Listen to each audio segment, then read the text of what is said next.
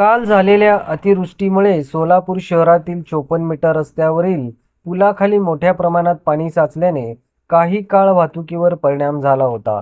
परिस्थितीचे गांभीर्य ओळखून सोलापूर महानगरपालिकेची आपत्ती व्यवस्थापन विभागाने तत्काळ पाणी उपसा करून रात्रीच रस्ता वाहतुकीसाठी खुला केला।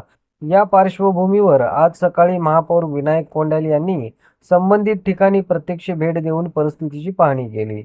यावेळी नगर अभियंता सारिका अंकुलवार आणि सहाय्यक अभियंता प्रकाश दिवाणजी उपस्थित होते। पाहणी दरम्यान महापौरांनी अधिकाऱ्यांकडून पुलाखाली पाणी साचण्यामागील कारणांची माहिती घेतली। भविष्यात अशी परिस्थितीची पुनरावृत्ती टाळण्यासाठी 54 मीटर रस्ता परिसरात कायमस्वरूपी आपत्कालीन यंत्रणा उभारण्याच्या सूचना देत पाणी उपशासाठी आवश्यक पंप यंत्र सामग्री आणि मनुष्यबळ कायमस्वरूपी उपलब्ध ठेवण्याचे निर्देशन दिले। पावसाळ्याच्या पार्श्वभूमीवर शहरातील पाणी साचणाऱ्या इतर संवेदनशील ठिकाणीही आपत्कालीन यंत्रणा कार्यान्वित करण्याचे आदेश देण्यात आले आहेत। पाणी साचताच तातडीने उपसा करता यावा, वाहतूक सुरळीत राहावी आणि नागरिकांना कोणताही त्रास होऊ नये यासाठी सर्व संबंधित विभागांनी समन्वयाने कार्य करण्याच्या सूचना महापौरांनी दिल्या।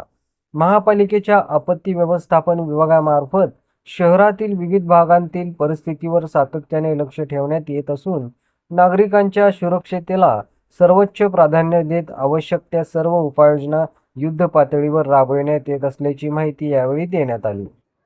सोलापूर शहरामध्ये काल जी अतिवृष्टी झाली त्या अनुषंगाने सोलापूर महानगरपालिकेची यंत्रणा या ठिकाणी सज्ज होती आणि ती कामाला लागून या ठिकाणी जे काही पाणी थांबलेलं होतं ते पहाटेपर्यंत पूर्ण या ठिकाणी डिझॉल्व करून हे पाणी घालवण्यात आलेलं आहे आणि डिवॉटरिंग सिस्टीम आपली जी आहे ती या ठिकाणी आता आपण 24 तास उपलब्ध करून देत आहोत, जेणेकरून अतिवृष्टी जी झाली तर त्याला लगेच आपण मार्ग काढता येईल आणि पाण्याचा निचरा या ठिकाणी करता येईल अशा दृष्टिकोनातून महानगरपालिकेच्या वतीने या ठिकाणी सोय करण्यात आलेली आहे।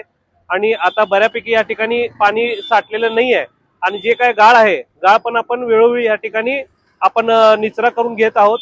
जे पाईपमध्ये जे गाळ असेल ते देखील आपण वेळोवेळी काढत आहोत, जेणेकरून पावसाचं जे पाणी आहे ते वेळोवेळी या ठिकाणी जायला पाहिजे अशा पद्धतीने काम चालू आहे। सोलापूर शहरामध्ये काही भागामध्ये अचानक अतिवृष्टी जर झाली तर काही ठिकाणी पाणी हे थांबतं, पण त्या पाण्याला जर थोडीशी वाट करून दिली तर ते पाणी या ठिकाणी पुढे सरकतं।